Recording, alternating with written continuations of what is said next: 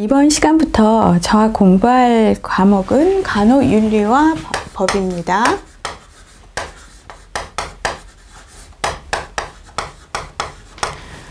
우리 의료인인 간호사는 그 의료행위 혹은 간호행위를 하면서 많은 윤리적인 문제에 부딪히고 있어요.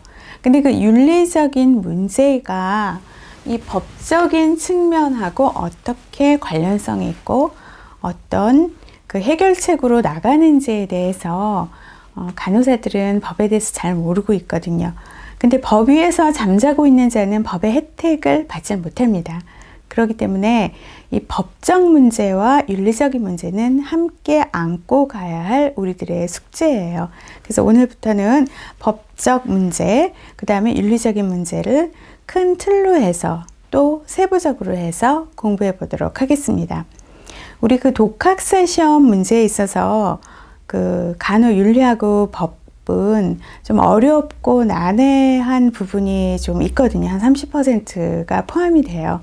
그렇기 때문에 이 법적인 문제에 대해서, 법적인 어떤 판례에 대해서, 예에 대해서 잘 알아두셨으면은 실무에도 잘 유용하게 쓸 수 있을 겁니다. 자, 첫 번째 챕터, 법적 이슈와 용어. 법적 이슈와 용어, 특히 여기에서는 용어에 대해서 잘 알아두셔야 되죠. 우리가 의료행위라고 하는 것은 뭐냐면은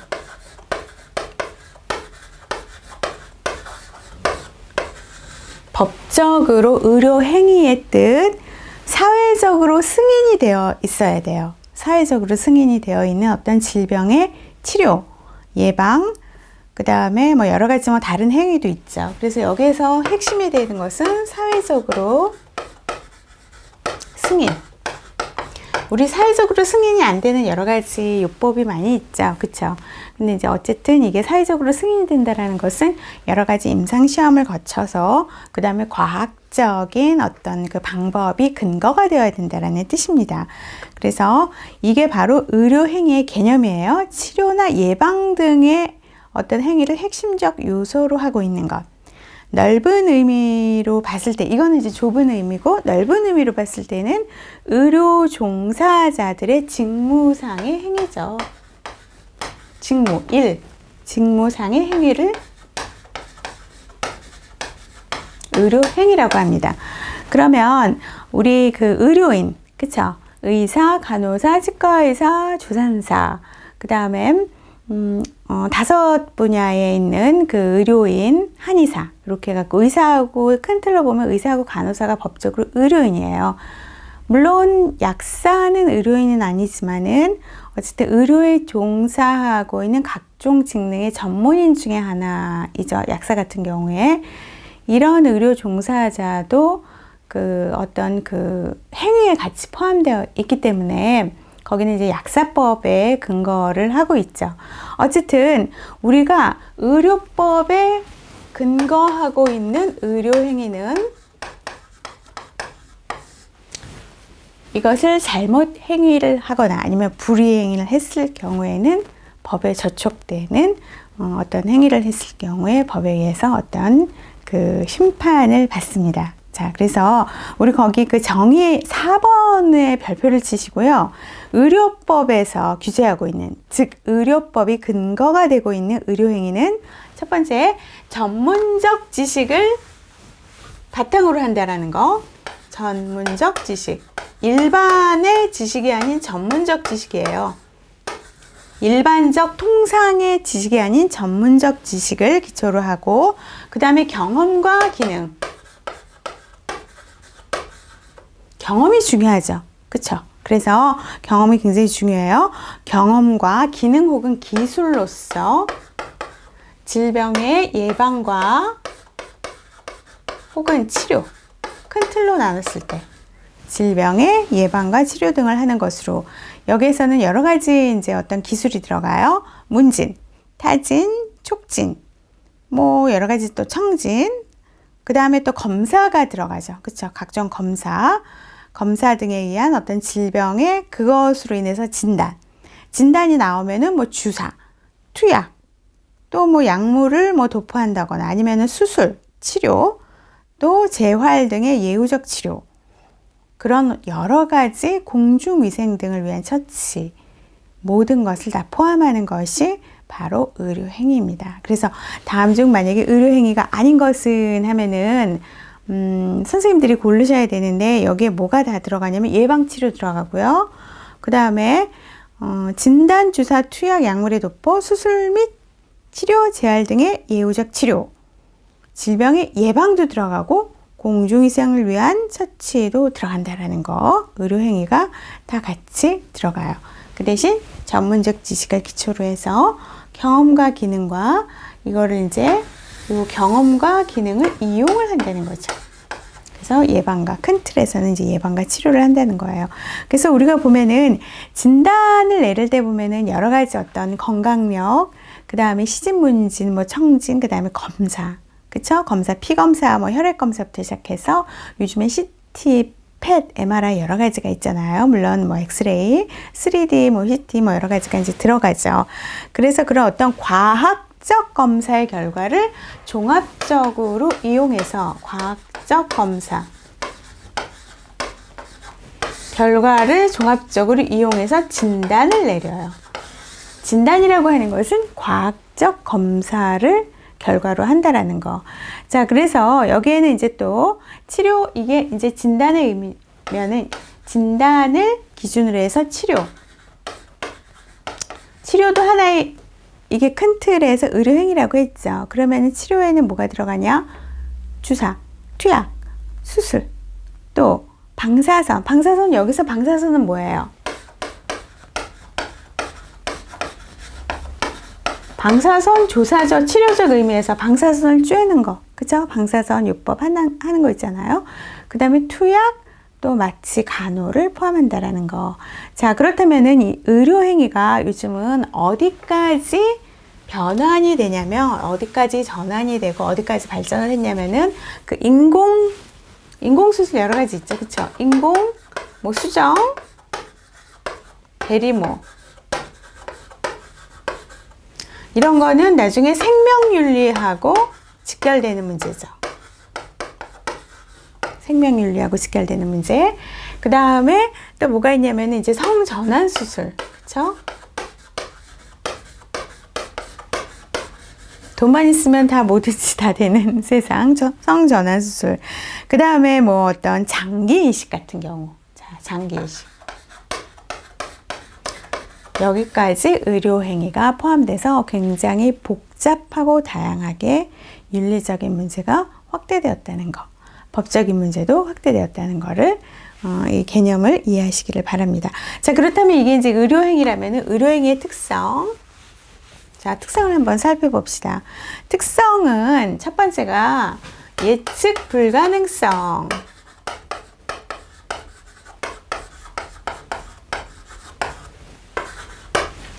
똑같이 아이를 낳으러 들어갔는데 산모가, 어떤 산모는 죽고요, 어떤 산모는 살아났어요. 똑같은 질환인데.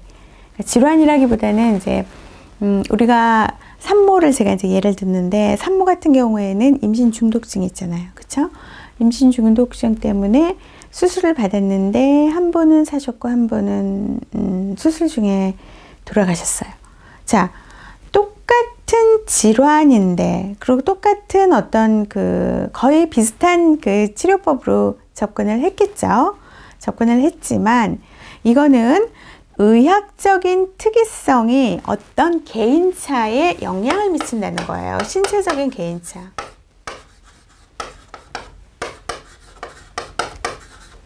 그 사람의 어떤 생활 습관, 아니면은 뭐 여러 가지 뭐 당뇨가 있을 수도 있었을 거고, 그쵸? 산모가. 또 아니면 뭐 다른 질환이, 기저질환이 있을 수도 있었고, 뭐 어떻게 보면은 뭐 운이 나빠서 그렇게 뭐 얘기를 하시는 분들도 있는데, 어쨌든 이런 신체적인 개인차가 틀리기 때문에요. 같은 질환이라고 하더라도 개인차가 크기 때문에 어떻게 예측을 가능을 할 수가 없어요. 물론 어떤 질환에 대해서는 어느 정도 예측을 해서 얘기를 해주지만 이런 경우도 있다라는 거. 예측 불가능성. 그래서 우리가 의료행위는 침습적 행위예요. 침습적 행위인데 생체 반응이 개별적이면서 복잡하고 다양하기 때문에 자, 의료행위는 침습적 행위입니다. 이 개인차가 복잡하고 다양해요. 그렇기 때문에 예측 불가능하다라는 거.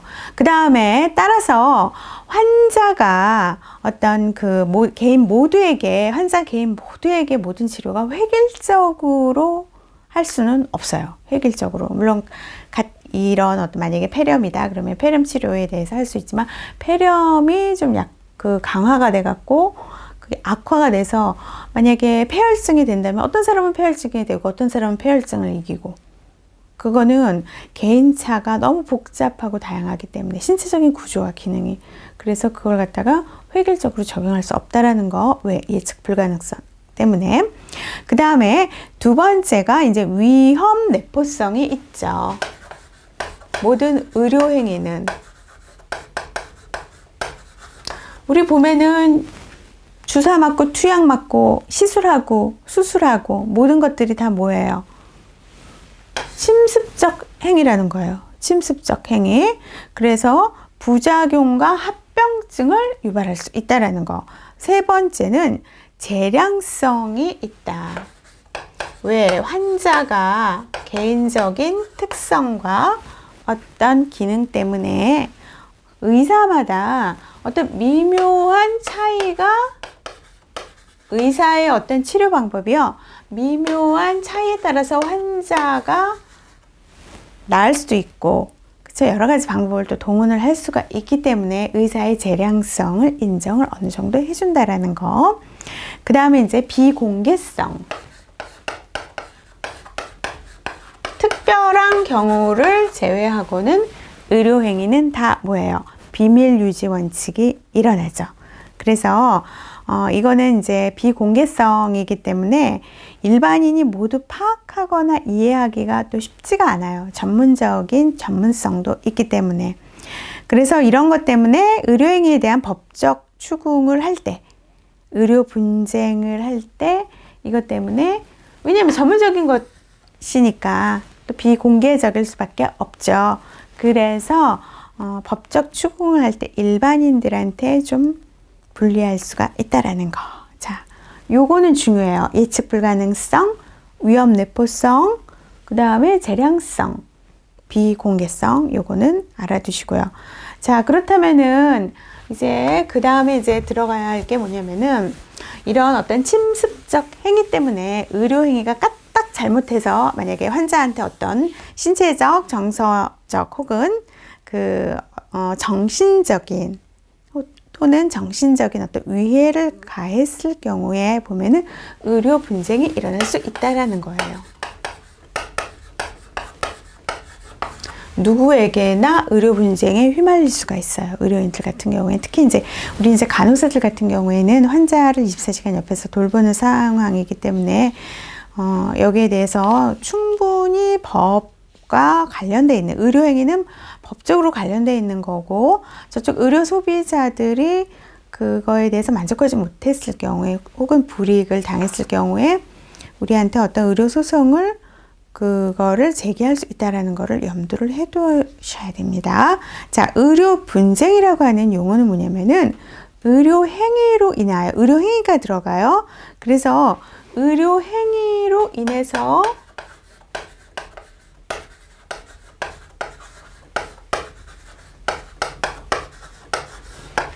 의료 행위, 의료 서비스, 의료 행위로 인하여 발생되는 분쟁을 의료 분쟁이라고 그래요. 그런데 여기에서 의료 행위로 인해서 의료 사고가 일어나는 거죠. 의료 사고가 일어나는 어떤 결과를 나타내죠. 근데 이제 이게 보면은 환자 측과 의료인 측의 이제 다툼으로 변하는 거죠. 이게 보면은 환자의 어떤 진료를 받는 상황에서, 그래서 이거는 어쨌든 의료 사고를 출발점으로 해서 의료진과 환자 측의 다툼. 그러면 이 의료인은 의사하고 간호사도 포함이 돼요. 의사와 환자의 다툼이 아니에요. 의료인과 환자 측의 다툼. 자, 그거를 의료분쟁이라고 한다라는 거. 그래서 일반적으로요, 의료인의 과실 잘못한 거, 혹은 설명 의무를 하지 않았을 경우에 설명 의무 위반, 혹은 의료 용구의 결함. 우리 의료 용구의 결함은 좀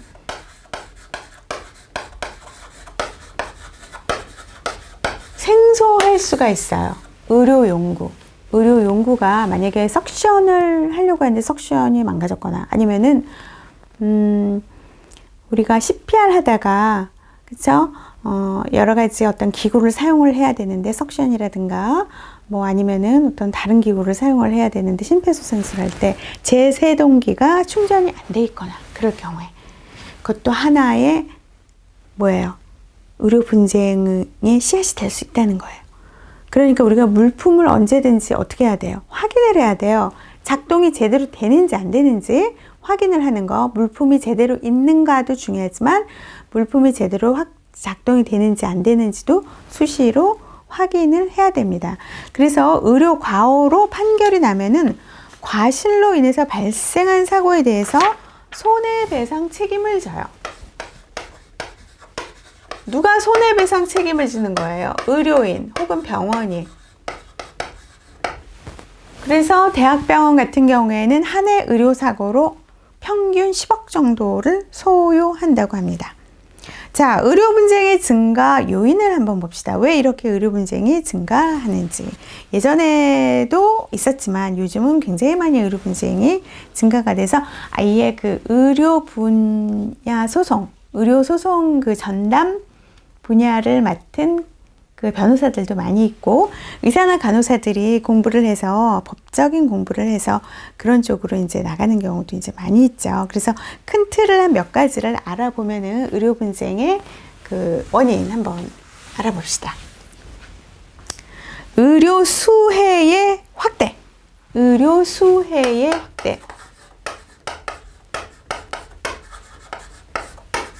우리나라가 전 국민 의료보험이 실시되면서 모든 사람들이 뭐 지역 의료보험이건 아니면은 뭐 직장 의료보험이건 어쨌든 간에 그 일정 수준에 맞고 그러면은 의료보험 그 혜택을 받을 수가 있어요. 그래서 의료보험이 전국민 의료보험, 이게 일종의 사회보장제도에서 사회보험에 속하는 거잖아요. 그렇기 때문에 의료 서비스 수요가 급격히 증가했어요. 의료 수혜가 확대가 됐어요. 근데 거기서 전국민 의료보험도 속하긴 하지만 국민소득과 생활 수준이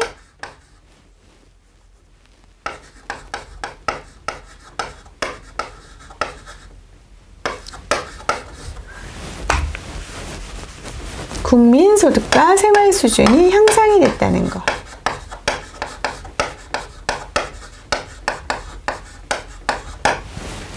도움받는 나라에서 도움 주는 나라로 50년 만에 이룩한 세계의 어떤 유례없는 나라잖아요, 우리나라가.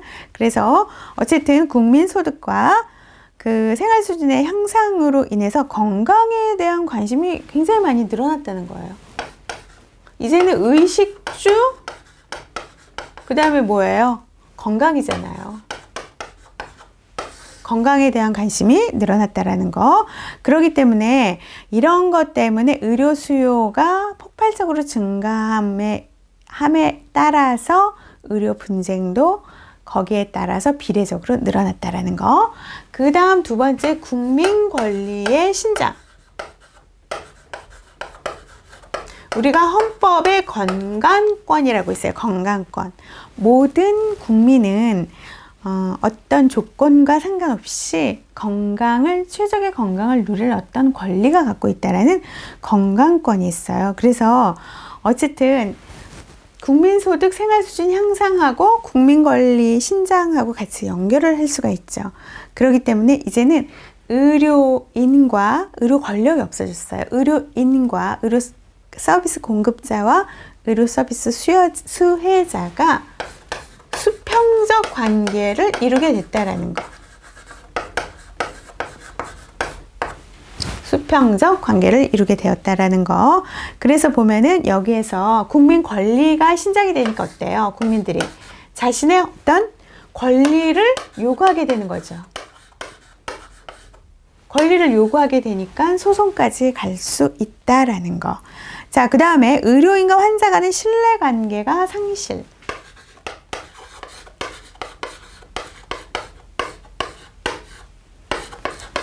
환자 간의 신뢰관계 상실.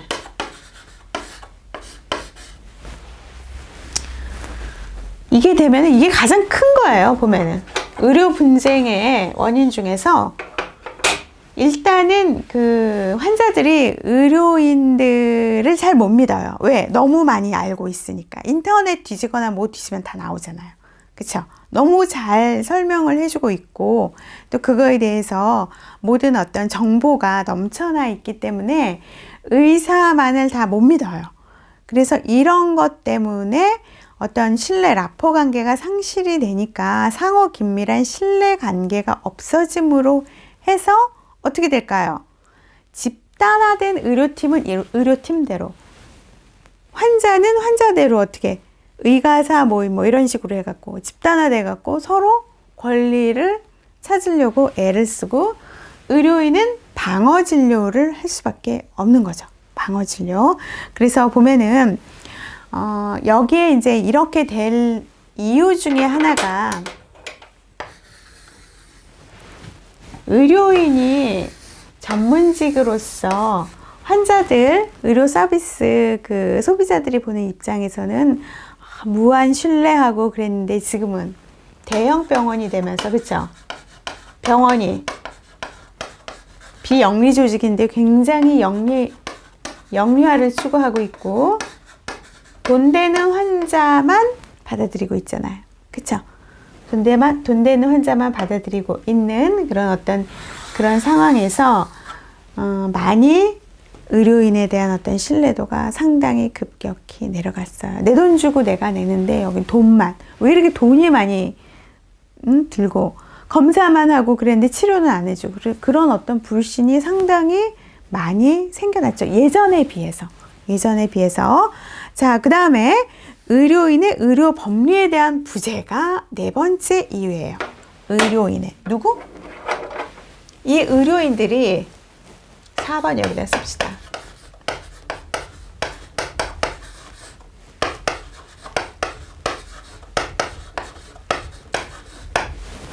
의료법이라든가 어떤 법률에 관련돼 있어서 너무 몰라요.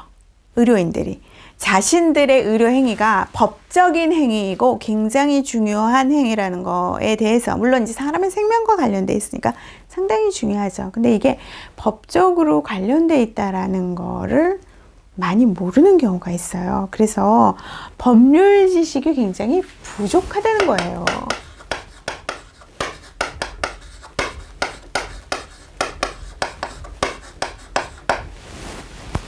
그렇기 때문에 어떤 의료 행위를 할 때 충분한 설명과 그 다음에 합병증 부작용을 어떻게 해야 될까요? 어떤 일이 일어날 것인가를 예견을 충분히 하고 있어야 된다는 겁니다. 자, 그래서 의료인의 의료법리에 대한 부재도 또 한 가지의 이유가 될 수 있고요. 또 다섯 번째가 뭐가 있냐면은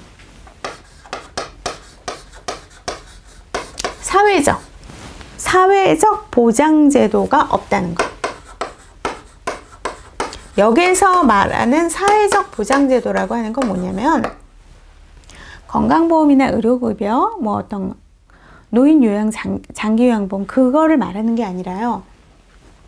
외국 같은 경우에는 의료인과 환자 간의 어떤 다툼이 있을 경우에는 그 어떤 보험 서비스를 그거를 드러나요. 그래서 그 보험회사에서 중개 역할을 해서 그걸 분쟁을 해결을 해주는데 우리나라에서는 보험회사뿐만 그런 보험회사도 없고요. 그런 보험도 없잖아요. 그쵸? 의료 분쟁과 관련된 보험이 없어요. 없고 그 다음에 이런 거를 그 환자들이 억울하게 어떤 의료행위를 받았을 때 굉장히 억울한 측면 혹은 반대적인 입장에서 의료인은 정말 최선을 다해서 했는데 환자의 어떤 불가항력적인 이유, 개인적인 이유 때문에 어쩔 수 없이 그 환자가 상해를 받은 거에 대해서 그런 거를 사회적으로 합의를 해줄 수 있는, 사회적으로 어떻게 그거를 지지를 해줄 수 있는 그 의료 서비스 그 소비자는 소비자대로, 공급자는 공급자대로 그렇게 해서 절충안을 마련해 줄 수 있는 어떤 사회적인 지지 체계가 없다라는 거예요. 우리나라에는 그게 없어요. 그러니까 다 소송으로 갈 수밖에 없는 거죠. 그쵸? 그래서 예를 들어서 여기에서 예방접종 봅시다.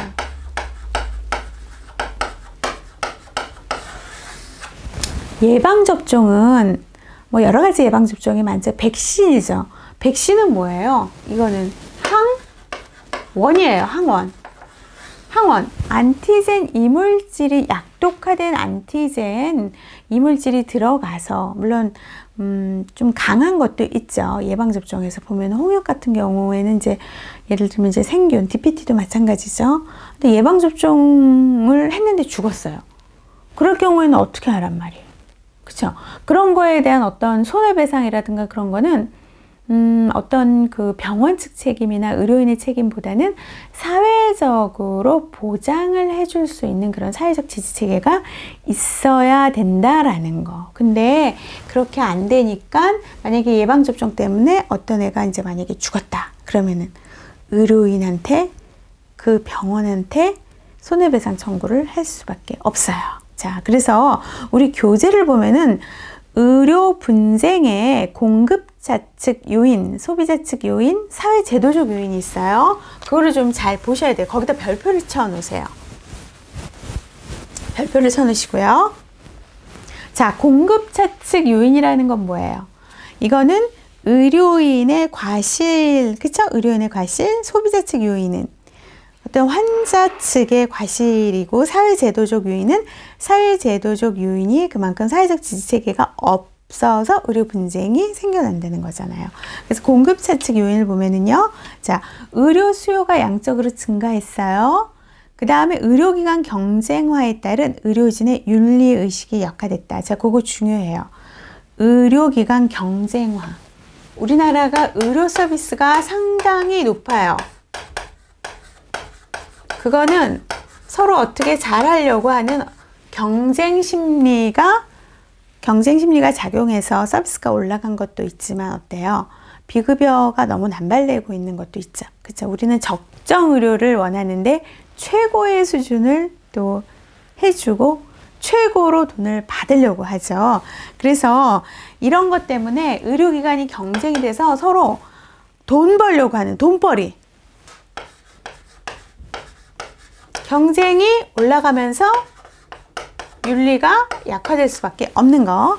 그리고 이렇게 됨으로써 의료인과 환자 간의 신뢰관계가 약화될 수밖에 없죠. 제가 지금 공급자 측 요인을 말하는 거예요. 신뢰가 약화될 수밖에 없다. 니네들은 돈벌이에만 벌기에만 눈이 뻘게 해서 뭐 이런 식으로도 나올 수가 있다라는 거예요.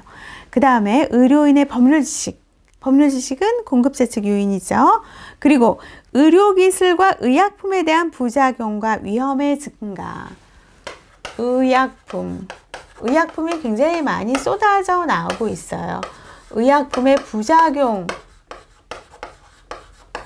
자, 이게 보면은요, 소비자 측 요인에서도 들어갈 수가 있지만, 자, 어쨌든 약품은요, 부작용이 따를 수밖에 없어요. 모든 약품은요, 리스크과 베네핏의 레이쇼로 투약을 해요. 즉 다시 말해서 베네핏이 6이고 리스크가 4다. 그럼 이게 더 크죠? 그 부작용의 4를 감안해서라도 6이면은 약을 투여한다고요. 그렇기 때문에 모든 의약품의 부작용이 있다라는 거는 공급자 측 요인이에요. 자, 그 다음에 의료인의 의술 부족. 그거는 지가 뭐 의술이 부족하고 그러면은 어쨌든 그거는 공급자 측 요인이죠. 그래서 의료 사고를 일으킬 수가 있어요. 그러니까 의료인은 계속적인 학습을 해야 되고요. 그 다음에 주의 의무 위반, 태만이죠. 의료의 본질적인 특성인 침습성. 자, 중요한 거. 침습성. 본질적인 특성. 의료의 본질적인 특성.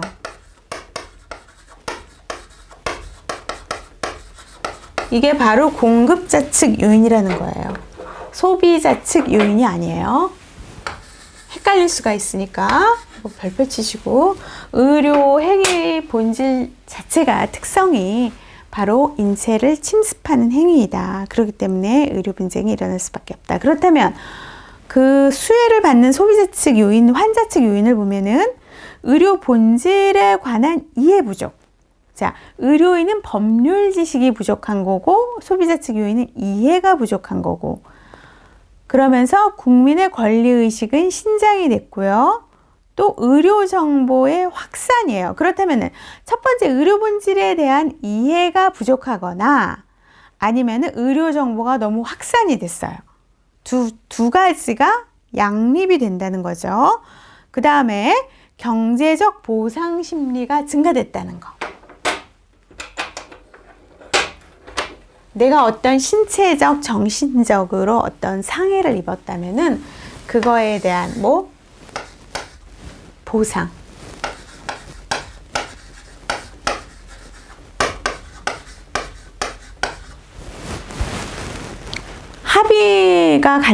합의로 간다면은 경제적 보상으로 많이들 가요. 그래서 예전에는 미안합니다, 죄송합니다. 그걸로 끝날 일이 아니라고요. 말로 끝날 일이 아니에요. 미안합니다, 죄송합니다 하면은 그거에 대한 어떤 보상을 해줘야 된다는 거죠. 보상. 그 다음에 환자 측의 비협조, 불이행, 그럴 수 있죠. 그 다음에 인체 반응의 예측 불가능성. 이건 뭐예요? 예측 불가능성. 이거는 소비자 측 요인이라고요. 예측 불가능성. 그 다음에 환자 측의 기대 수준이 너무 높을 경우에 소비자 측 요인에 들어갈 수가 있어요. 너무 높아요. 모든 것이 다 어떤 병원은 다 치료를 할 수 있다라고. 선생님은 유명하시지 않냐고. 간 분야에서 유명하시지 않냐고. 왜 우리 사람이 왜 안 낫냐. 그렇게 얘기도 할 수가 있어요. 근데 의사는 신이 아니죠. 그렇죠? 하지만 환자 측은 의사에게 기대 수준을 굉장히 높이 가질 수밖에 없어요. 이런 것 때문에 의료 분쟁이 일어나게 됩니다. 그 다음에 사회제도적 요인 보세요. 적절한 의료 분쟁 조정법 및 조정기구의 인식과 홍보 부족.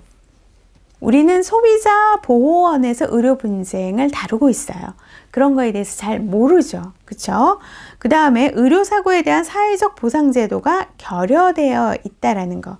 어떤 사회적 보상제도가 굳이 어떤 민간보험뿐만 아니라 사회적인 공공서비스에서도 보상을 해줘야 된다고 저는 생각을 합니다. 한 나라에서 구조적인 결함 때문에 일어난 거기 때문에 어쨌든 그 다음에 이제 응급상황에서는 그것도 하나의 사회제도적 요인에 들어가서 응급상황은 공급차 측 요인도 아니고 소비자 측 요인도 아니에요. 그 다음에 지역적 한계성 이건 뭘까요? 접근성이 떨어진다는 거죠. 탑5 안에 있는 탑5 병원 혹은 중증 외상센터가 가깝다면은 골든타임이 있잖아요. 그쵸? 골든타임이 있는데 저 시골에서 다쳤거나 경운기 몰다가 아니면 다른 어떤 도심지 외부 지역에서 다쳤을 경우에 그때 이제 오는 시간에 따라서 이제 생사가 갈릴 때 이런 건 다 뭐예요? 사회적 요인이에요. 사회적 요인. 사회적 요인이라는 거. 그래서 이 표는요, 우리 선생님들이 잘 좀 알아두셨으면 좋겠어요. 이 표에서 시험 문제가 많이 나옵니다.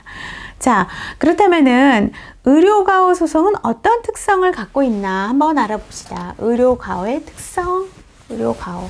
이렇게 분쟁으로 가는 의료가호에 여러 가지 이제 특성이 있어요. 특성이 뭐가 있냐면은 의료가호 그 소송의 특성. 분쟁으로 갔을 경우에 의료가호 소송 혹은 분쟁의 특성.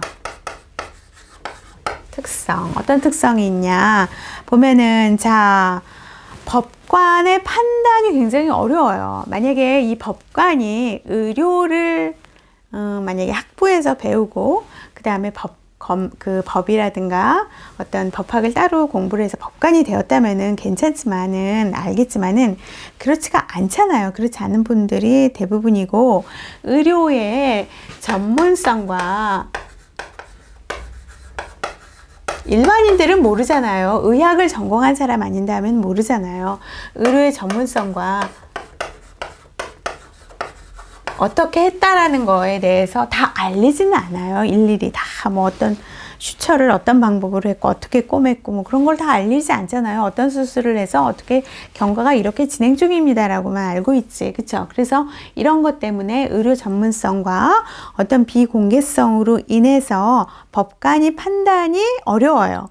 어려워서 과실 유무를 판단하기 위해서 어떤 전문가인 다른 의사의 감정 요구서를 법원에서 요구하는 경우가 있어요. 그래서 감정의 공정성이 특히 요구되고 있기 때문에 어떻게 되냐면요. 이게 장기화될 우려가 굉장히 많다. 장기화될 우려가 있어요. 1심, 2심, 3심, 뭐 대법원 이런 식으로. 그 다음에 의료가호 소송은 일반 소송에 비해서 승소율이 매우 낮아요. 누가? 승소율 하면은 환자 측이죠. 의료 소비자 측.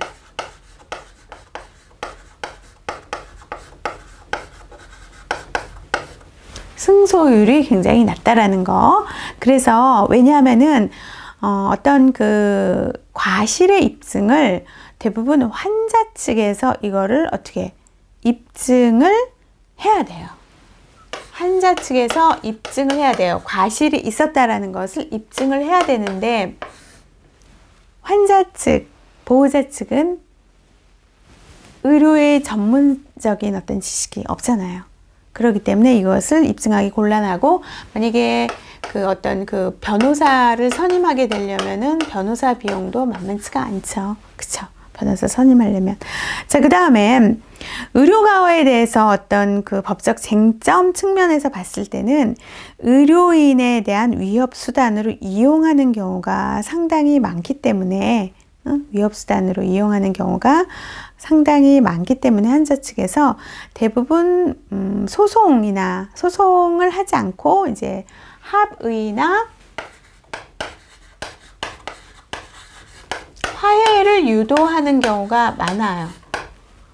근데 이게 안 될 경우에는 형사소송이 될 수밖에 없죠. 형사소송이나 혹은 이제 민사소송으로 계속 진행이 될 수밖에 없죠. 그쵸? 형사나 민사. 대부분 합의나 화해로 해서 끝난다는 게 일반적인 특성입니다. 일반적인 의료과호소송의 일반적인 특성. 자, 그래서 우리는 이거를 어떻게 막기 위해서, 방어하기 위해서도 중요하지만 이런 일이 일어나지 않기 위해서 어떻게 해야 돼요?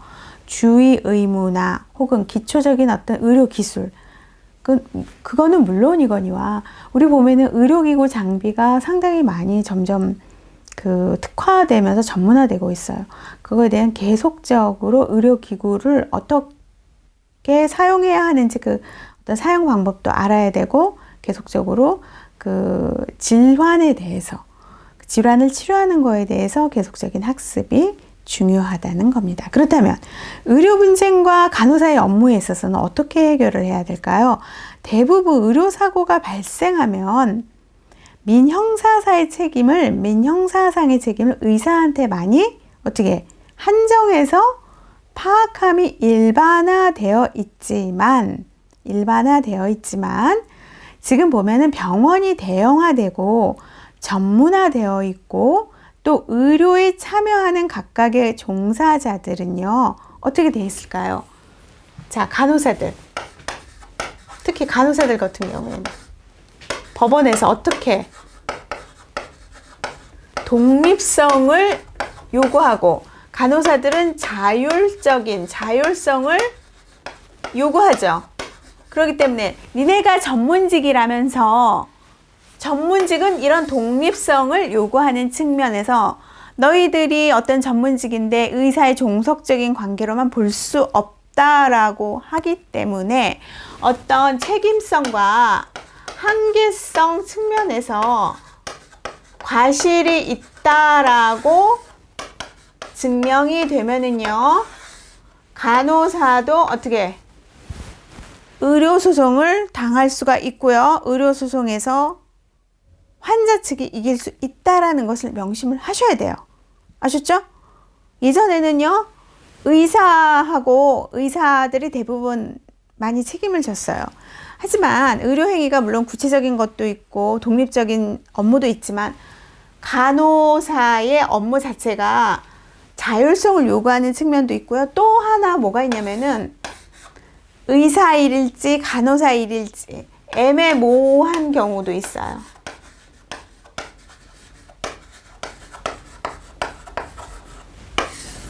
이럴 경우에 의사들은 자기 책임이 아니라고 또 발뺌할 수가 있다라는 거예요.